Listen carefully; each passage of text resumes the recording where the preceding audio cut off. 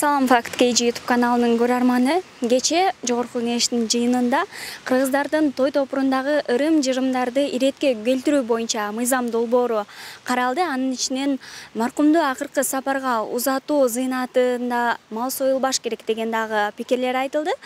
Муну эл кандай кабыл алды, колдойбу, колдобойбу, азыр чогуу бирге сурап көрөбүз. Мен деле ошону туура көрөм. Мал союлбай эле койсо. Мал деле эме түрү жан деп айтышат го. Мисалы бизде Кыргызстанда эми бул биздин салтыбызда, бирок чет мамлекетте негизи жаратылышка, ушундай айбандарга, малдарга аябай жакшы түрү мындай бизде эле жарандай, бизде эле адамдай көрүшөт да. Ошон үчүн мен ойлойм, анча чыгым болбой эле мындай эле баягы кичине азыр деле өзүбүздүн жашообузду кыйналып турабыз. Ошо өзүбүздүн жашообузга карата эле окат кылсак деп. Пикиримди айта албайм. Негизи бул мал сойгон шариятта жок го. Биздики болсо илгертен алып калган да. Шарияттан тышкары алып көрөлү. Шарияттан тышкары алганда ошол мал союп, ошонун немеси тийсин деп негизи союлат го. Ошо эмечи арбакка. Негизи мен оюм деле жок аны. Союла берели деп койбойт, союлбай калбайт го. Ошондо сиз мыйзамды колдойсузбу, колдобойсузбу? Союлбасын дегенби?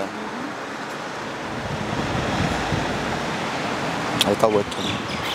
Биздин кыргыздарга адат болуп калганда, адам ошол адамды акыркы сапарга узатканда сөзсүз мал союп, анын негизи бул эмеде адам өлгөндөн кийин 3 күнгө чейин анын ал үйдөн союлган этпи же союлган тамакпы вообще эме жебеш керек экен да.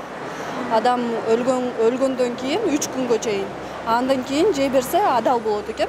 Андан алдын жесе ал арам болуп калат экен да. Ошон үчүн мен ойлойм, өлгөн адамга жөн эле Куран окутуп, мал сойбой деле жанагындай жылкы андай мындай көп ысырапкорчулук кетирбей эле жакшы эле анын атына Куран окутуп, ошентип батасын алса болот. Эми мал сойбогула дегенде кыргыздын мурунку мал союп келатканы эми кандай кичинеден эметпесе азыр баары эле мал союп атат го. Түштүк жакта кээ бирлер союлбайт экен, анан биздин могу түндүк жактары союла берет го пока азыр. Эми асайта турган, анан бизде 2ден 3дөн чоң бодомалдар союлат да. Ошону кыскартса жакшы эле болмок. Кыскартса азыр токтотсо деле жакшы болмок, койпой менен. Анан эми азыр эми ошо токтоп калса эле жакшы болмок. Анан эми Кудайым өзү кандай кылат билбейм.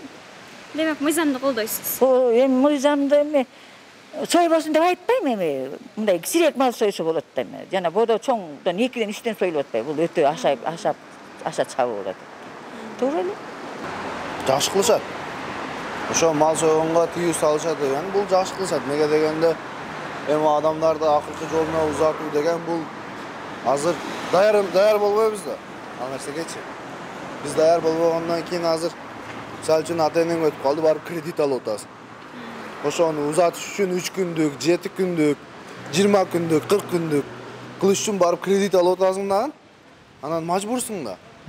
Анан мен унан аз болбойн, мен мунан аз болбойн деп туруп эле ошондой кылып азыр өзүн өзү кыйнап атат. Динибизде ондой нерсе жок. Ошо билгеним, динибизде ондой нерсе жок. Сен ояктан обязательно мал соёсуң деген нерсе жок. Оякта пата. Главный патасыны кылып, главный дуа кылып, ого биздин сойгон малдарыбыз, немелерибиз барбайт соолу. Ого омин кылганыбыз, ого пата бергенибиз, дуа кылганыбыз барат деп ойлойм. Эми кандай дейм эле, азыр кытапта элдер кыйналып атпайбы? Оор эле го деп атам да. Оор эле. Демек сиз ал мыйзамды колдойсуз. Колдойм. Шариятта деле мал союу боюнча шариятта деле жок да. Шариятта да жок. Тескерисинче ошо жабыр тартып оор жоготууга учурап аткан муктаж да. Алар деген өзүлөрү кайгырып, кыйналып атып анан алар коноктосуш керек. Туптуура эле. Анан эч кандай мал союбай эле жөн эле көп. Анан бир жетилигин бергенде баш аягын жыйып алгандан кийин кичине союп ырымдап койсо болот. Ага чейин эч кандай деле кереги жок. тескерисинен ал шариятта деле ошо тегерегиндеги тууган туушканы аларды ошо мындай тамактандырып тескерисинен жардам берип туруш керек. Тиги өзү кайгырып башаламап атат, ошончо кишини тосуп кыйналат да. Туп-туура. Пикирим аябай эң туура. Эми баягындай эгерде акыркы жолго узатканда тирүү кезинде ушундай бир сыйласак жакшы болот да. Анан өлгөндөн кийин могу чыгымдарды кичине азайтсак жакшы болот эле. Бирок эми эл эмне дейт билбейм. Азыр мени элдер угуп калса, көрүп калса, элдер дагы туура эмес айтып атат деп калышы мүмкүн көбү. Ну, менин оюмча ушул желательно тирүү кезинде сыйласак жакшы болот эле. Ушул баягы согумдарды, сойгондорду, ошолорду тирүү кезинде сыйласак өтө жакшы болот эле да. Анан ушул чыгым ысырапчылыкка жол бербеген жакшы болот эле. Ушул закон бир жагынан негизинен туура эле закон чыгып атат. Анан кандай болот? Эми эл эмне дейт? Баягы эл да бардыгына тараза демекчи. Эл таразалайт да. Анан элдердин арасында да болуп атпайбы? Таарынып, менин атам каза болгондо жылкы сойдум эле. Атаандаштык болот да. Эми сен атаң өлсө жылкы сойбой эмне андай кылып атасың дегенде союп кой да.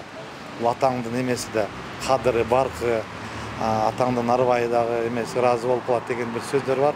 Эми ал туура эмес деп ойлойм. Ушу менин оюм эң эле ушу оюм ушу тирүү кезинде да. Тирүү кезинде сыйлап алсак, ошо малдарды сойгондордуна сатып акчасына